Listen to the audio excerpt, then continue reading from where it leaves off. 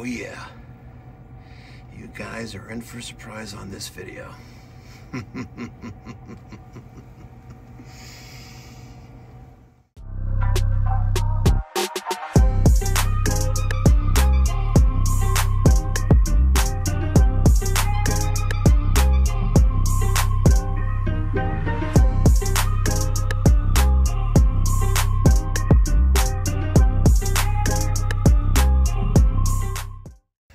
But before we get started, let's just take a look at the outside venting.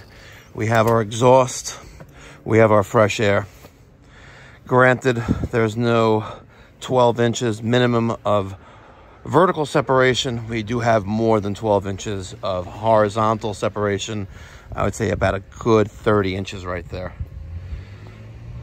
All right. Now, customer's complaint. Intermittent hot water. We only getting domestic hot water when there's an active call for heating. All right, let's start with the heat exchanger. All right. Starting with the heat exchanger. Looks pretty solid there. Let's, pretty tight there as well. A little bit there. Okay.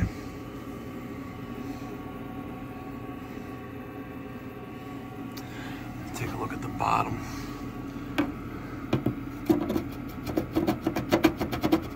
Looks like we have a little bit of a leak right there.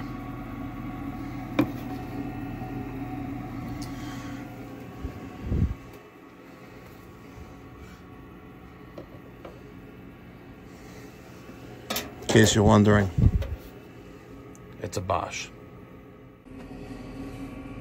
What did you think it was? Love Bosch. Hashtag love Bosch. All right, so there is our leak originating from the outlet of the secondary heat exchanger.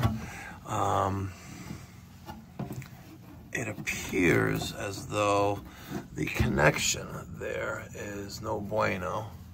I don't see or feel anything coming from the actual base plastic. It appears to be this connection right there.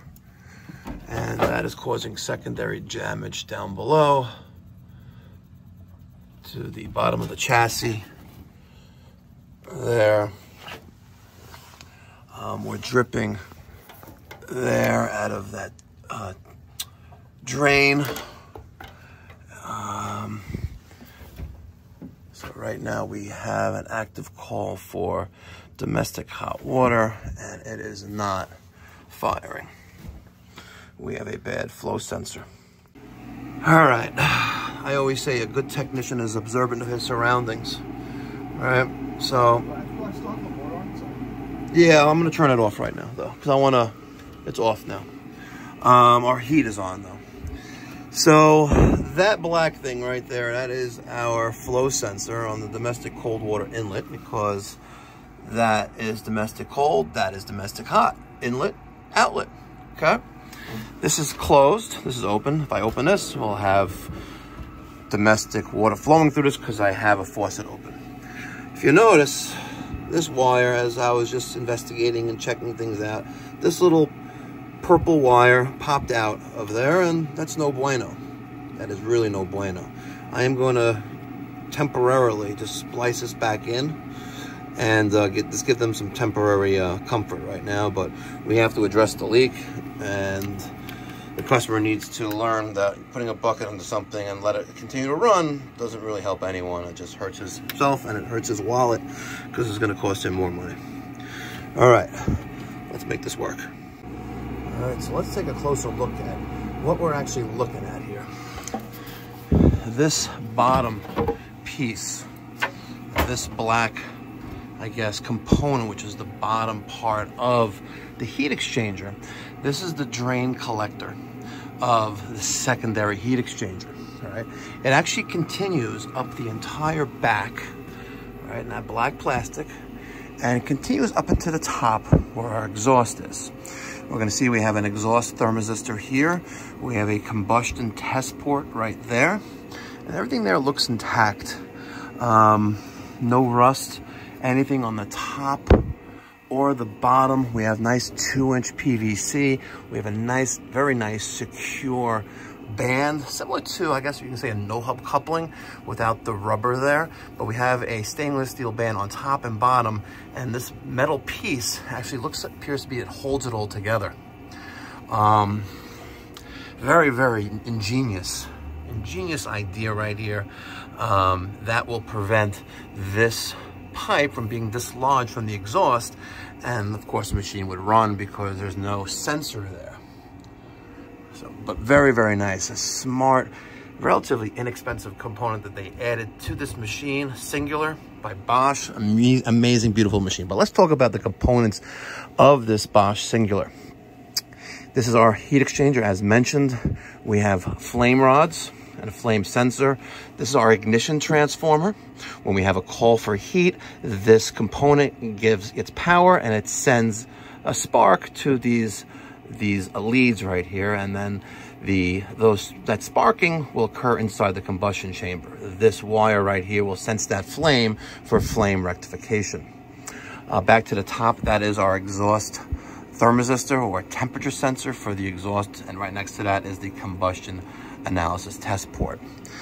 To the right, we're going to have a screen right there for that fresh combustion air that's brought into the machine. In order for it to burn, we need fresh air. This is our blower assembly. Below that, our venturi. We have heat exchanger temperature sensors on the top right. We have a water sensor there, gas valve, water pressure sensor. Okay, we have our internal circulator, 3-way valve, brazed plate heat exchanger, main PCB control board, and user interface. Underneath, space heating outlet, space heating inlet, domestic cold water inlet, domestic hot water outlet, condensate drain, and our 3/4 gas connection. Overall, beautiful machine from the fine people at Bosch. Let's take a closer look right here. You're gonna see that it appears that we do have some damage to the, I guess, the exhaust assembly on the bottom of this heat exchanger. And in case you're wondering, I already disconnected my condensate drain, make sure this was clear. I removed the cap of the bottom of my condensate collector or trap, make sure that was clear, and then I re-secured it. We still have that consistent drip. It's unfortunate there though, but I don't know. We'll have to put a call into our boys over at Platsky in Westbury, talk to Timmy and see how they want to proceed with this.